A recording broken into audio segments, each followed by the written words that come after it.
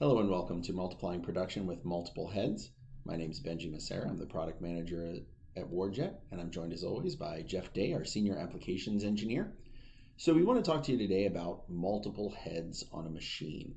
Before we go into talking about the different types of setups that we have for that, and Jeff runs you through some programming and actually cutting with multiple heads, I wanted to talk about just the basic principles of why would you want multiple heads. I think very simply, more heads, the math is pretty simple, more heads is more productivity. If you're cutting something with two heads, the same shape, you're going to get two of that part instead of one, so pretty easy to understand there.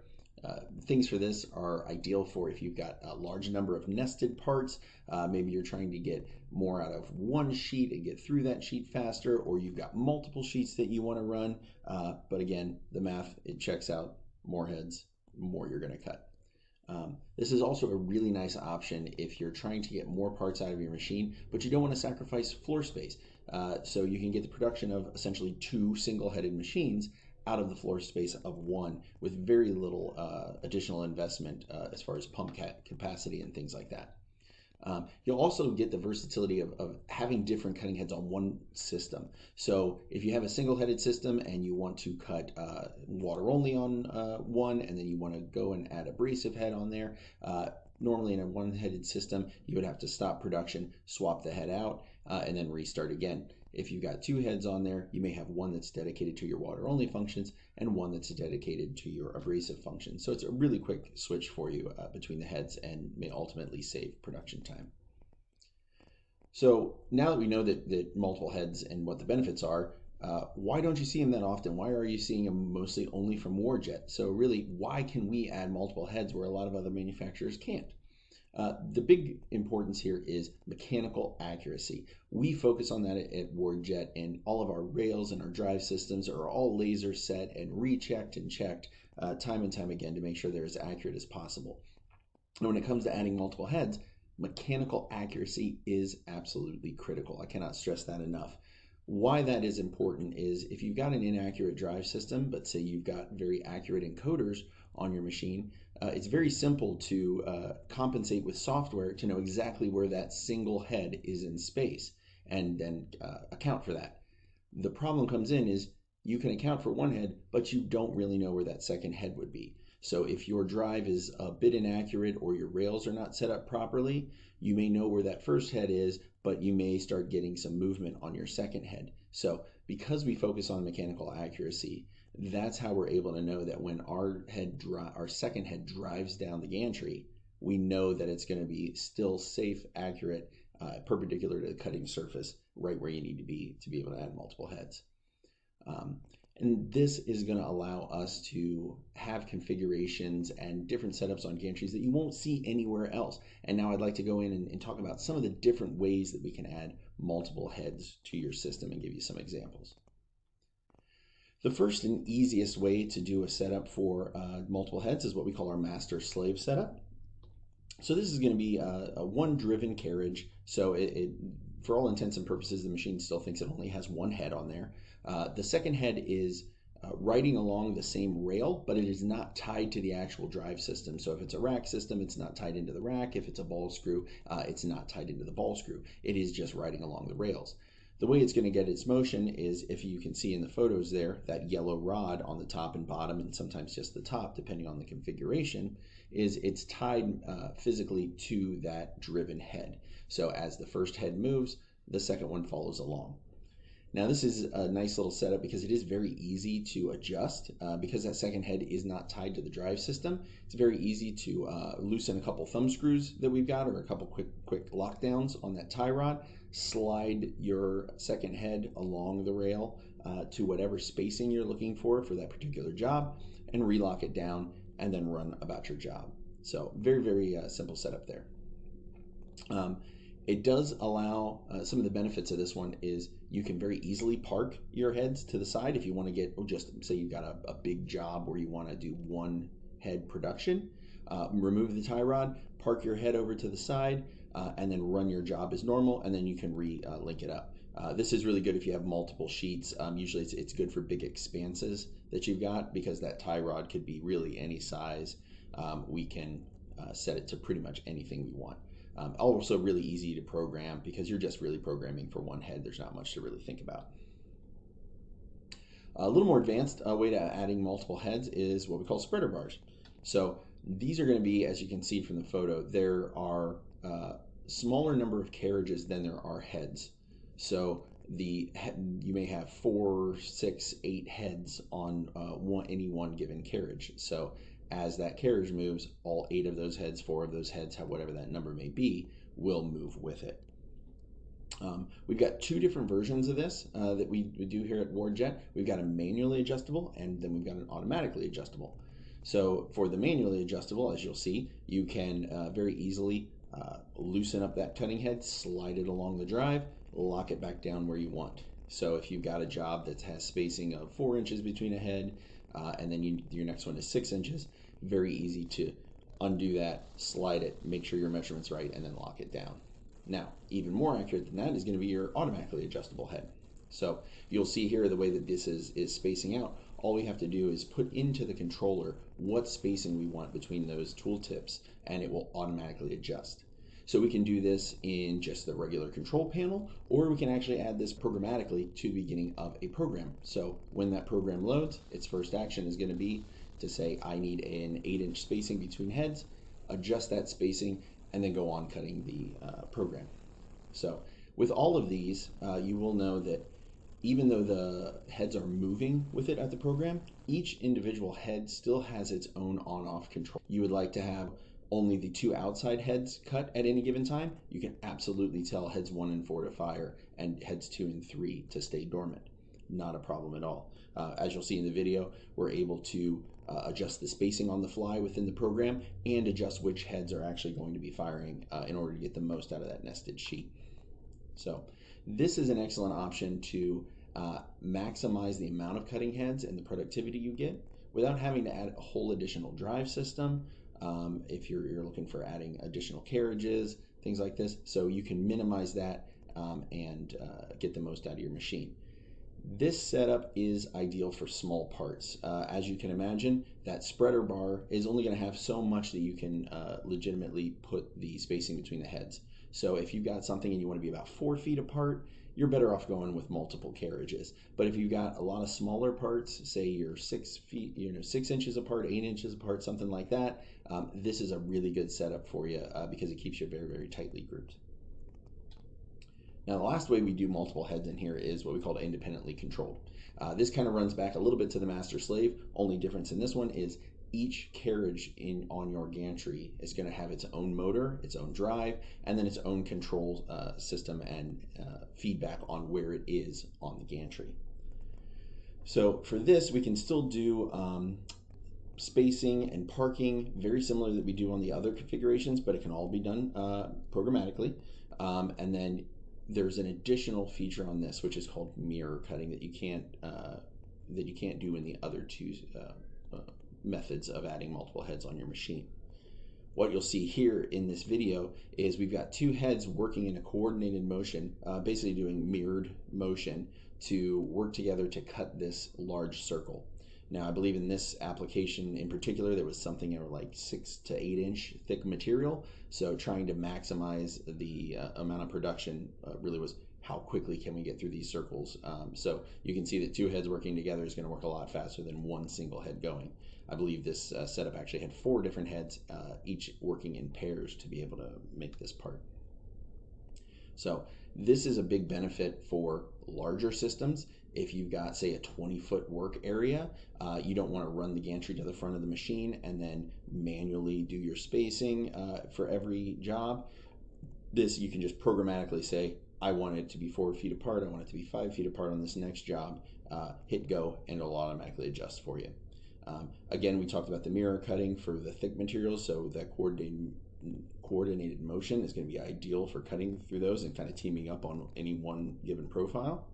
And then ultimately, again, for those bigger systems, if you're looking to transition between maybe there's a single sheet that has closer nested parts that you want to get a little bit closer on and cut those, and then the next setup you immediately want to go to 3 heads spaced out, utilizing the entire work area, it's very easy to transition to that just with a simple command. So now that we've seen some of the different ways that we can add multiple heads onto a system. Jeff's going to walk us through some of the different ways and things to consider when we program for using multiple heads, and then show us an example on our J series water-only WaterJet with our Apex 60, how we can actually cut these things. As always, if you have any additional questions, please feel free to put those in the chat box below, and we'll get to them in the Q&A portion of our segment. So with that, take it away, Jeff. In WARDCam, we've added some capabilities to be able to program two heads. So an example like this, we're going to cut these two rings with head 1, and simultaneously we'll be cutting these two rings with head 2. This ring on the end here, a little bit too far for head 1 to get over there. We don't have enough material for two rings, so we'll just cut this ring with just head 2. This rectangle we're just going to cut with head 1, and then this longer rectangle, the left half of it will cut with head 1, and then the right half of it will cut with head 2. One thing to note on this one here is when I drew this in CAD, drew this such that it's going to end up being open contours where there's an overlap here. Make sure that we get good separation, so this can be quarter of an inch or so, and we'll be able to program that as two separate cuts then. So what we'll do here is we're going to draw some points in here, and these are going to be points that I can use to tell WARDCam different things like what my head spacing is going to be. So these 2 points here I'm going to use to figure out what the head spacing needs to be on this layout. And then I can put in additional points where I want to switch between different head configurations. So this part here, we only cut this with one head, so I'm going to put a point here that I'm going to use as a reference to tell that I want to use head 1. And then when I want to switch to just cutting with head 2, I can just put another point somewhere up here, and we'll flag that as being just for head 2, and we'll cut these last pieces here with head 2. So once we've got that, we can go ahead and hit our next button. So over here in the point functions, got some new point functions here, distance, h1, h2. So if I click on this point that I put in here and this point, then that's what we're going to use to find out what the head spacing needs to be for this layout. And then I can tell it what parts I want to cut with heads 1 and 2 simultaneously with the head 1 and 2 option here. So I'm going to click on this point here again. Up here in my cut sequence now, I've got the head 1 and 2, so now I can add the cuts that I want to be with both heads 1 and 2. So I'll go to my next step in my process here, and I'm just going to add the tool paths for these two parts here. And since I told it that I'm doing head 1 and head 2, these two parts will be cut simultaneously, and I don't need to add a tool path to those ones. So I can go back to my prior step, and now I'm going to switch to just head 1, and I'm going to make that change at this point here. Again, adds it to our cut sequence here, and we can go to our toolpath screen again. We're going to add a toolpath to this one here, and then if we go back on the parts area, I can use the open contour cutting to add my cut for this half of this rectangle here. So if I just left click when this part of it's highlighted, then it's going to cut this outside contour, and then it's going to cut that half of the rectangle. And then I want to swap to cutting with just head 2. So under my point functions, choose head 2, and I'm going to make that change at that point there. And I'm going to do my open contour cut for the second half of that rectangle. So left click to add that to my toolpath, and then hit my next button and add a toolpath to this. So now we've got, from the top here, we're establishing our head spacing. We're telling it want to use heads 1 and 2 on these cuts here, and then we want to switch to just head 1 for this contour and that, and then we want to switch to just head 2 for that and for the final ring there. So with that, we can hit our next button, click on the CNC button.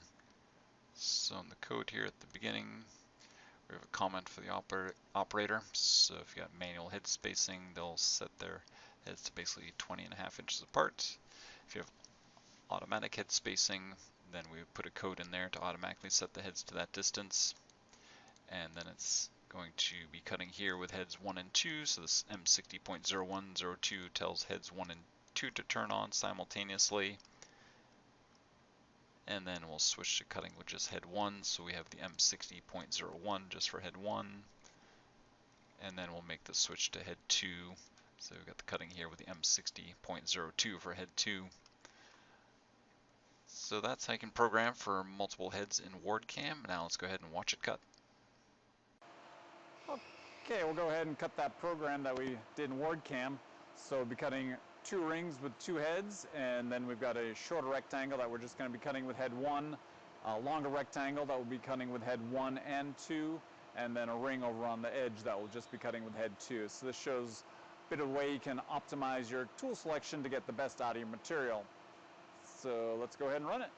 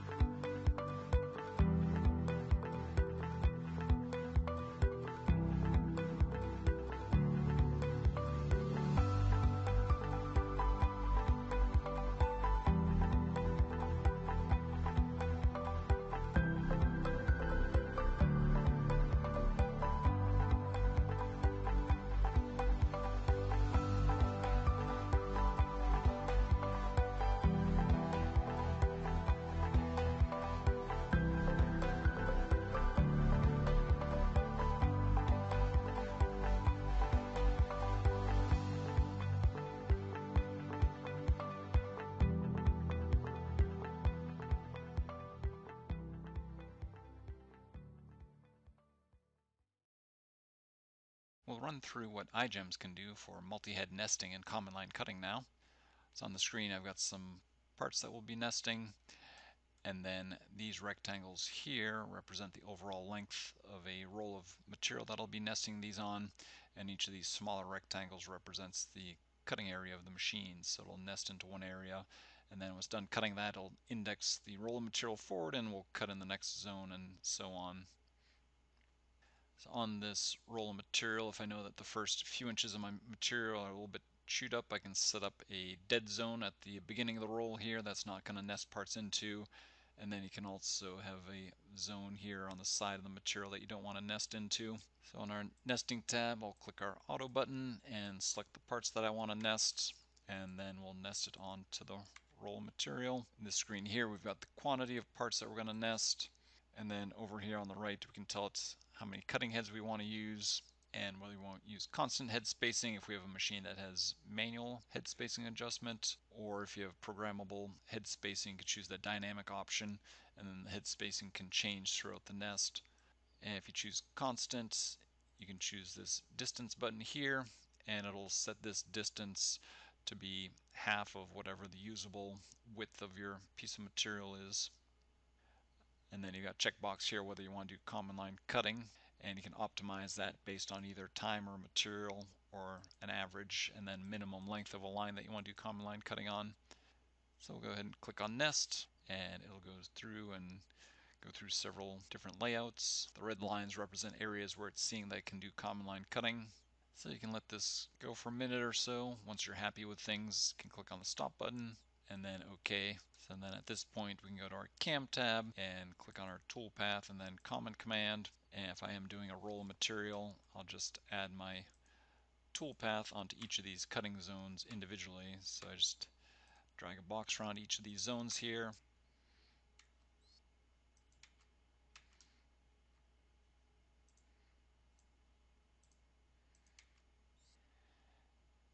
So the green parts on the left are being cut with head 1, and then the gray parts on the right are being cut with head 2.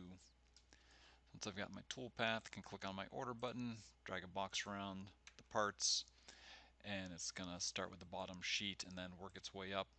The numbers in brackets indicate that these are being cut with head 1 and 2. And then at this point, click on the process button, and then you can make your CNC file. So at the beginning of the program here, we see we've got heads 1 and 2 turning on, and a little bit of common line cutting there. And then when it gets to the end of that, it's going to index that sheet forward and then start on the next cutting zone.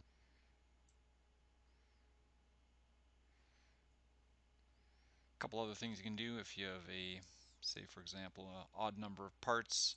I'll just go ahead and draw a part in here. So I click on my order button, select my cut order, so I can add a part to that cut sequence.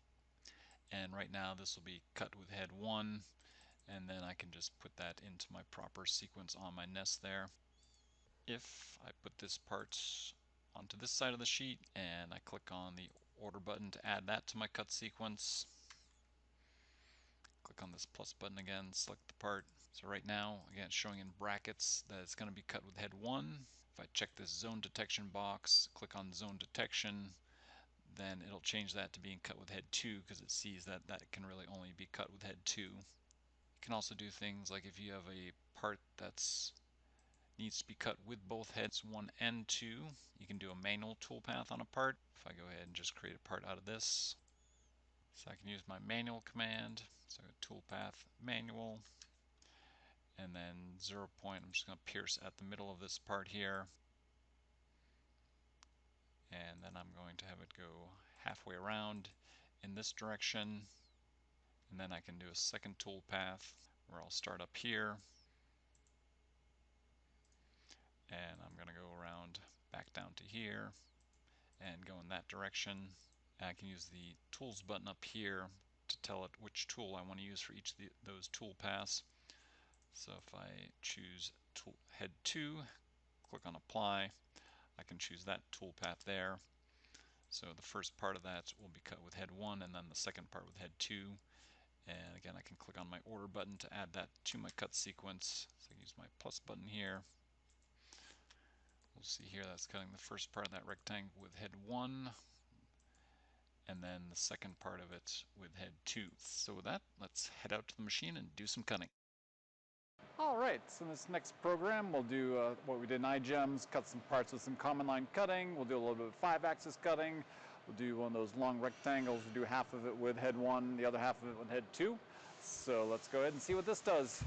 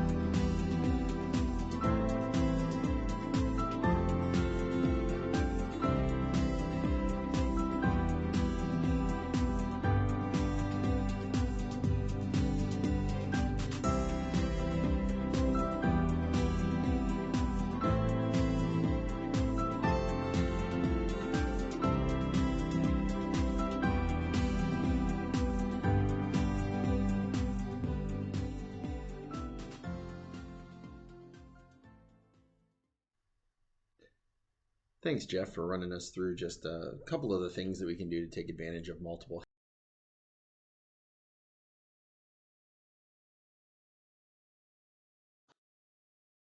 Okay, so sorry, the little technical difficulties kind of cut us off there at the end. So with that, we'll run through the Q&A portion of the webinar. So I didn't see many questions come through during the presentation, but we'll kind of cover some of the more common things that people may ask when looking at multiple heads. So Jeff, for this first one, is there anything that most people think that adding multiple heads, if I add a second head, is that going to double my production cost for that time, or my cost per hourly run a machine? So variable costs will increase, certainly almost proportionately. You can go up to a bigger pump without having a doubling of the electrical cost, but double your heads, you'll have twice as much water. If you're cutting with abrasive, you'll have twice as much abrasive. Of course, the big benefits, besides more parts per day, is you're able to spread your fixed costs across more parts per day. So with a minimal increase in your investment costs, 20, 30%, whatever it is, increase in your investment cost to add additional heads, go with a bigger pump, you're able to cut more parts, and then those fixed costs for your overhead, your operator, all that is then spread across more parts per day. Great. Another question that most people ask is, what are the other things to consider when adding multiple heads? We showed a couple different ways of doing that.